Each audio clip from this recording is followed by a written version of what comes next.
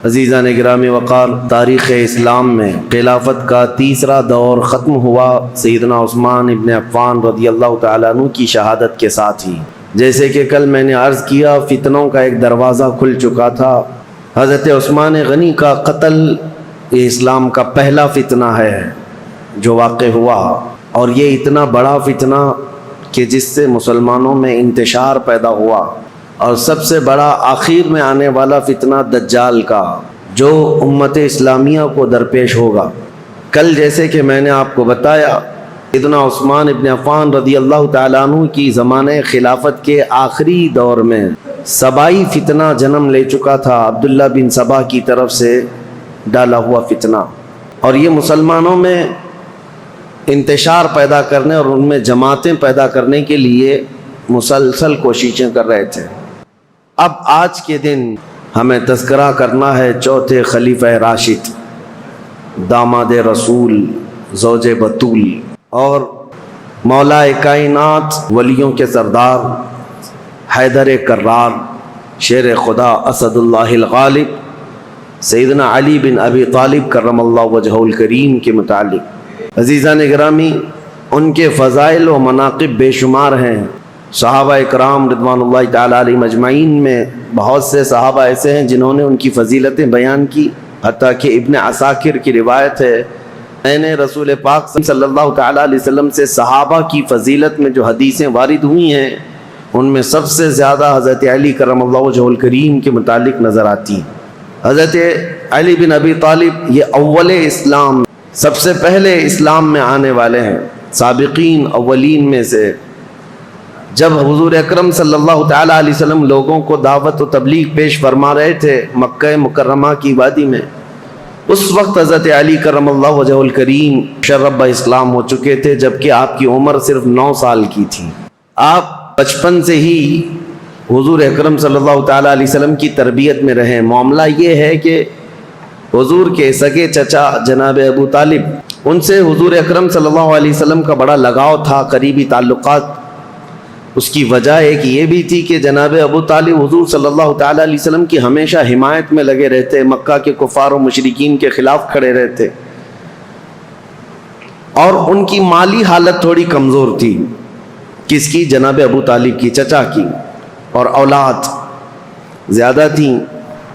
تو نبی پاک صلی اللہ تعالیٰ علیہ وسلم نے ابو طالب کے یہ کئی بیٹے تھے جناب ابو طالب کے، ان میں سے حضرت علی بن ابی طالب کو حضور نے اپنی گود میں لے لیا کہ ان کی پرورش کی ذمہ داری، ان کی کفالت کا خرچہ ہم اٹھائیں گے۔ اس اعتبار سے بچپن سے ہی حضرت علی کرم اللہ وجہہ الکریم حضور صلی اللہ تعالیٰ علیہ وسلم کی آغوش تربیت میں بڑھے۔ حضور نے پرورش فرمائی۔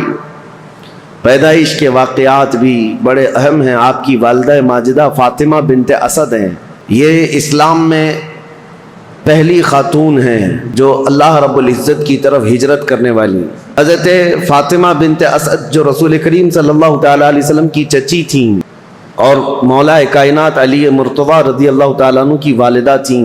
روایات یہ ملتی ہیں کہ حضرت علی رضی اللہ تعالیٰ عنہ جب پیدا ہوئے تھے تو آپ آنکھیں نہیں کھول رہے تھے، تو لوگوں کو ایک غم بھی تھا کہ بچہ آنکھیں ہی نہیں کھولتا۔ حضور صلی اللہ تعالیٰ علیہ وسلم کو ایک خبر دی گئی، حضور تشریف لائے اور بچے کو گود میں لیا۔ حضرت علی بن ابی طالب کرم اللہ وجہہ الکریم حضور صلی اللہ تعالیٰ علیہ وسلم سے تقریباً 31 سال بعد، یعنی حضور کی ولادت کے 31 سال بعد آپ پیدا ہوئے ہیں، تو گود میں لیا حضرت علی کو، اور اس کے بعد اپنے منہ سے لعاب پاک نکال کر حضرت علی کے منہ میں انگلی رکھا، اور جیسے ہی حضرت علی کے منہ میں رکھا، وہ اب تک دودھ نہیں پیے تھے اپنی ماں کا، تو حضور صلی اللہ تعالیٰ علیہ وسلم کی انگشت مبارک آتے ہی اس کو چوسنا شروع کیا، اور آنکھیں کھولی تو سب سے پہلے دنیا میں چہرے رسول کو دیکھا۔ سب سے پہلی غذا آپ کے پیٹ میں جو گئی ہے وہ حضور کا لعاب پاک ہے، اور دنیا میں سب سے پہلی نظر اٹھی ہے تو چہرے رسول۔ یہ سب سے بڑی فضیلت ہے۔ اور پھر اس کے بعد حضور صلی اللہ تعالیٰ علیہ وسلم حضرت خدیجہ کے گھر ہی رہتے تھے، اور جب حضور صلی اللہ تعالیٰ علیہ وسلم غار حرا سے گھر تشریف لائے تھے پہلی وحی لے کر، اور پھر گھر میں نمازیں ادا کی جاتی تھی، تو حضرت علی، حضرت خدیجۃ الکبریٰ اور حضور صلی اللہ علیہ وسلم کے پیچھے یہ خود بھی کھڑے ہو کر نمازیں پڑھتے تھے۔ اور اس کے بعد جب حضور صلی اللہ تعالیٰ علیہ وسلم نے اعلان نبوت فرمایا اور دعوت اسلام لوگوں کو دینا شروع فرمائی، تو سب سے پہلے حضرت علی کرم اللہ وجہہ الکریم بچوں میں ایمان لانے والے ہیں۔ وہ واقعہ آپ خود بیان کرتے ہیں کہ حضور مکہ کے سارے لوگوں کو ایک جگہ پر کوہ صفا کے قریب جمع فرمائے تھے، صفا پہاڑی کے پیچھے، اور خاندان کے سارے لوگ موجود تھے، حضور کی پھوپھیاں، حضور کے چچا، جتنے لوگ تھے قریش سب تھے۔ ان کے درمیان جب نبی پاک صلی اللہ تعالیٰ علیہ وسلم نے اپنی نبوت کا اعلان فرمایا اور خدائے واحد کی طرف بلایا، اور پھر اخیر میں یہ ارشاد فرمایا کون ہے جو تم میں سے میری دعوت کو قبول کرے، تو جب حضور یہ فرماتے تو حضرت علی کھڑے ہوتے، یہ کہتے میں کمزور ہوں، پتلی ٹانگوں والا ہوں، آنکھوں میں آشوب چشم ہے، لیکن میں آپ کی دعوت پر لبیک کہتا ہوں۔ حضور صلی اللہ تعالیٰ علیہ وسلم دوبارہ فرماتے کون ہے جو میری دعوت پر لبیک کہے، دین اسلام کی حمایت کے لیے کھڑا ہو۔ دوسری مرتبہ پورا مجمع سناٹے میں تھا، پھر حضرت علی کھڑے ہوتے ہیں، عرض کرتے ہیں میں چھوٹا ہوں عمر میں اور کمزور ہوں، لیکن میں آپ کے دین اسلام کی حمایت کے لیے کھڑا ہوں۔ تیسری مرتبہ حضور نے فرمایا پورے مجمع میں کوئی ہے، تب بھی مولا کائنات علی مرتضیٰ رضی اللہ تعالیٰ عنہ ہی کھڑے ہوئے۔ حضور صلی اللہ تعالیٰ علیہ وسلم نے ان کو گلے لگایا اور دعا کی مولا اس کی ٹانگوں میں اور اس کی بازوؤں میں قوت عطا فرما۔ نبی پاک صلی اللہ تعالیٰ علیہ وسلم کی دعائے پاک کا اثر تھا کہ پھر دنیا نے انہیں پہچانا ہے، اور اس کے بعد پھر صحابہ خود کہتے ہیں حضرت علی کی طاقت کے مثل ہم میں سے کسی کی طاقت نہیں تھی، وہ حیدر کرار شیر خدا بن کر پوری دنیا میں چمکے ہیں۔ یہ رسول اللہ کی دعا تھی۔ پھر جب نبی پاک صلی اللہ تعالیٰ علیہ وسلم ہجرت فرمانے کے لیے ارادہ فرمایا تو اپنے بستر پر کسی کو نہیں، حضرت علی کو سلایا تھا۔ یہ سخت رات تھی، اور انجانے میں اور غلطی میں کفار و مشرکین جو حضور کے قتل کا منصوبہ بنائے ہوئے تھے، گھر میں داخل ہو کر جو سویا ہوتا بستر پر اس کو قتل کر دیتے۔ حضرت علی کرم اللہ وجہہ الکریم کو حضور صلی اللہ علیہ وسلم نے اپنے بستر پر سلایا تھا اور کہا تھا میں جا رہا ہوں مدینے، اور صبح ہونے کے بعد میرے پاس جو کفار و مشرکین کی امانتیں ہیں وہ دے کر تم بھی مدینے آ جانا۔ حضرت علی چادر، یمنی چادر تھی ہرے رنگ کی، فرماتے ہیں میں چادر تان کر سو رہا تھا اور پتا تھا کفار و مشرکین حضور کے پورے گھر کا محاصرہ کیے ہوئے، رات کے وقت اندر آ کر کوئی بھی قتل کر سکتا ہے۔ نبی پاک صلی اللہ تعالیٰ علیہ وسلم تو گھر سے نکل کر چلے گئے، حضرت علی آرام سے سوتے رہے۔ فرماتے ہیں ان سے پوچھا تھا کسی نے ہجرت کی رات آپ کس خوف سے سو رہے تھے بستر پر؟ وہ قتل کا بستر تھا۔ حضرت علی کہتے ہیں پوری زندگی میں اس سے بہتر نیند مجھے کبھی آئی نہیں، اس سے بہترین نیند کبھی آئی نہیں۔ پوچھا کہ آپ اس قدر آرام سے کیوں سو رہے تھے؟ کہا اس لیے کہ رسول اللہ نے فرمایا تھا رات کے وقت علی صبح ہو جائے تو یہ امانتیں لوگوں کو دے کر تم بھی مدینے آنا، تو میرا یقین تھا کہ صبح ہوگی بھی، امانتیں دوں گا بھی اور مدینے جاؤں گا بھی، کیونکہ رسول اللہ صلی اللہ علیہ وسلم کا فرمان علی شان ہے۔ مولا کائنات ہر جگہ نبی کریم صلی اللہ تعالیٰ علیہ وسلم کے ساتھ رہے ہیں۔ اور آپ کو وہ واقعہ بھی بتا دوں، یہ فضائل پر بات چل رہی ہے، پھر میں خلافت مولا کائنات علی مرتضیٰ پر آتا ہوں، کیونکہ تاریخ میں خلفائے راشدین کے دور میں حضرت علی کی خلافت کا جو دور ہے وہ بہت امپورٹنٹ ہے، اس لیے بھی کہ یہاں سے فرق ہو جاتا ہے اپنوں کا اور غیروں کا۔ یہاں تک منزلیں سیم چلتی رہیں امت اسلامیہ کی، لیکن یہاں آنے کے بعد جماعتیں بدل گئیں، کچھ لوگوں نے اپنا قبلہ الگ کر لیا، کچھ لوگوں نے الگ کر لیا ہے۔ تو خلافت علی بن ابی طالب کا یہ 5.5 سالہ جو دور ہے یہ بہت ہی اہم ہے۔ میں تاریخ پر آتا ہوں، اس سے پہلے کون ہے یہ شیر خدا، کون ہے یہ علی مرتضیٰ؟ حضور صلی اللہ تعالیٰ علیہ وسلم کی گھر میں پرورش پانے والے، دعوت اسلام میں جہاں جہاں حضور جاتے تھے ساتھ جاتے تھے۔ جب کبھی حضور لوگوں کو تبلیغ فرماتے آپ حضرت علی حضور کے ساتھ رہا کرتے تھے۔ عمر اگرچہ چھوٹی تھی لیکن ساتھ رہے۔ اور جب ہجرت فرمائی میرے آقا صلی اللہ تعالیٰ علیہ وسلم نے، حضور کی ہجرت کے چند ہی دن بعد حضرت علی بھی مکہ سے ہجرت کر کے مدینہ تشریف لے آئے۔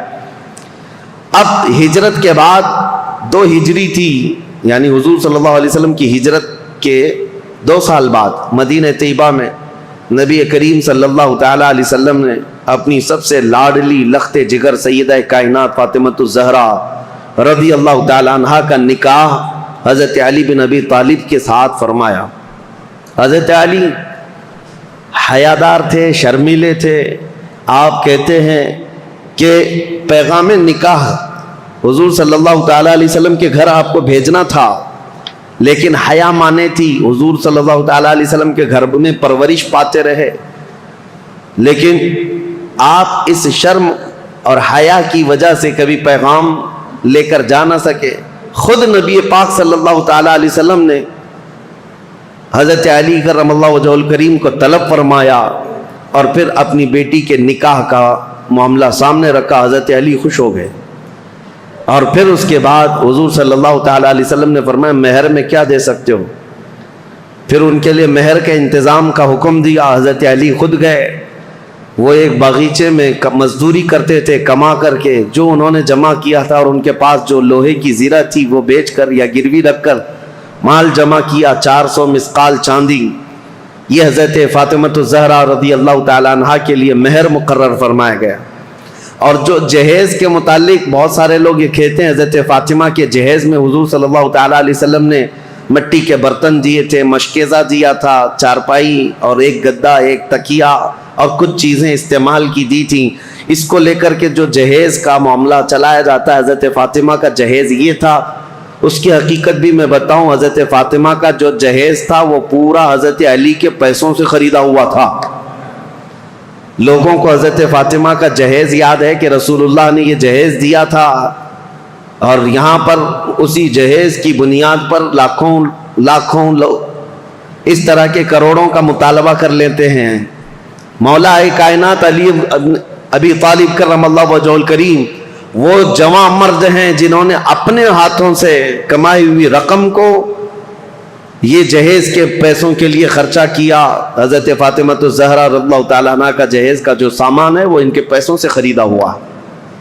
آج بھی اگر جہیز کی سنت یاد ہے تو ہونا تو یہی چاہیے کہ عورت کے باپ سے نہیں، خود اپنے ہاتھوں سے کما کر کے حاصل کرو۔ بہت سارے آج کے دور میں بھی بھکاری پیدا ہوئے ہیں۔ میں تو ان سے ہمیشہ ہی کہتا ہوں کہ جن کی طلب ہی یہ ہے کہ شادی اسی لیے کرنا چاہتے ہیں، ابھی بھی میرے پاس کنٹینیو بنگال سے، بہار سے کچھ لوگ مطالبہ اس بات کا کر رہے ہیں کہ ہمارے گھر میں شادیاں ہیں اور جہیز بہت سامنے والے مانگ رہے ہیں، بائک دینا ہے، کسی کو فلاں دینا ہے، کیا تعاون ہو سکتا ہے؟ ہم نے کہا یہ بائک خرید کر دینے کے لیے الامان فاؤنڈیشن تیار کیا گیا ہے، جہیز کے لیے۔ ہم نے ان کو یہ کہا پہلی بات تو یہ ہے بائک دینا نہیں دینا یہ بعد میں، بیٹی ہی مت دو پہلے ایسے بھکاری کو جو تمہارے گھر سے کھانا چاہتا ہو، تمہاری بیٹی کو کیا کھلائے گا؟ مجھ سے اگر مشورہ لینا چاہتے ہو تو میں اس داماد کو یہی کہوں گا ایک کھٹوری لے لو، کسی مسجد کے باہر بیٹھ جاؤ، روزانہ ایک ایک سکہ گرتا رہے گا اور جہیز سے زیادہ مال اس میں جمع ہو جائے گا۔ اللہ نے مردوں کو تمہیں طاقت دی ہے، حاکم بنایا ہے کمانے کے لیے، لہذا عورت کے گھر سے لینا یہ ایک طرح کی نحوست ہے، مرد کے لیے ایک نحوست ہے، اور اس کی لت پڑ جاتی ہے اور انسان یہاں نکما ہو جاتا ہے۔ ہم نے بہتوں کو دیکھا ہے سسرال پر پلنے والے ہیں، ایسے بہت سارے ہیں۔ ایک مرتبہ عورت کیا گھر سے لے آئی، ہر بار یہ داماد یہی خواہش کرنے لگ جائے گا جا اپنے باپ سے 10,000 مانگ کے لا، 50,000 مانگ کے لیا۔ ان لوگوں کو اس طرح کا نکما پن آتا ہی ہے۔ میرے عزیزو، اس معاملے کو اور بلکہ اس برے رسم کو بدلنے کی ضرورت ہے۔ کہاں رسول پاک صلی اللہ تعالیٰ علیہ وسلم کی شریعت طیبہ طاہرہ؟ بیچ میں بات آئی ہے تو مختصراً عرض کروں۔ ایک صحابی آئے تھے، غریب تھے، انہوں نے کہا شادی کرنا ہے، کہا کچھ دینا ہوگا تمہیں، میں انصار کی کسی بیٹی سے تمہارا نکاح کر دوں گا، تم مہر میں کیا دو گے؟ جہیز میں نہیں۔ حضور صلی اللہ تعالیٰ علیہ وسلم نے مہر کے لیے پوچھا، مہر تو واجب ہے۔ اس صحابی نے کہا کہ میرے پاس کچھ نہیں ہے۔ حضور نے فرمایا کیا ایک چاندی کی انگوٹھی دے سکتے ہو مہر؟ کہا یا رسول اللہ میں تو اتنا غریب ہوں، لوہے کی انگوٹھی بھی نہیں دے سکتا۔ 2 دن کے بعد حضور نے انہیں طلب فرمایا، کہا کہ کچھ ہے تمہارے پاس؟ پھر مدینے کے انصار صحابہ میں سے ایک کی بیٹی کو طلب کیا، کہا اس کا نکاح فلاں جوان سے کر دو۔ انہوں نے کہا حضور آپ کا حکم جو ہوگا۔ تو اب اس غریب صحابی کا جو مہر ٹھہرا تھا کیا ہے؟ حضور نے فرمایا قرآن کی کوئی سورہ تمہیں یاد ہے؟ اس صحابی نے کہا ہاں مجھے فلاں فلاں سورہ یاد ہے۔ حضور نے فرمایا جا تو اپنی دلہن کو یہ سورتیں یاد کرا، یہی تیرا مہر ہے۔ نکاح کو آسان کرو، زنا کو مشکل بنا دو، یہ ہماری شریعت ہے۔ یہ نہیں ہے کہ زنا آسان کر دو اور نکاح اتنا بھاری کر دو کہ اس کے لوازمات اتنے بڑھ گئے کہ جوان لوگ آج نکاح کرنے میں گھبرانے لگتے ہیں، اتنا مال کیسے جمع کروں؟ جس کو پوچھو یہی کہتا ہے ابھی اسٹینڈ ہونا ہے، مجھے ایسا لگتا ہے ابھی ہوا پہ چل رہا ہے، سب کو اسٹینڈ ہونا ہے، ابھی تک اسٹینڈ ہوا ہی نہیں۔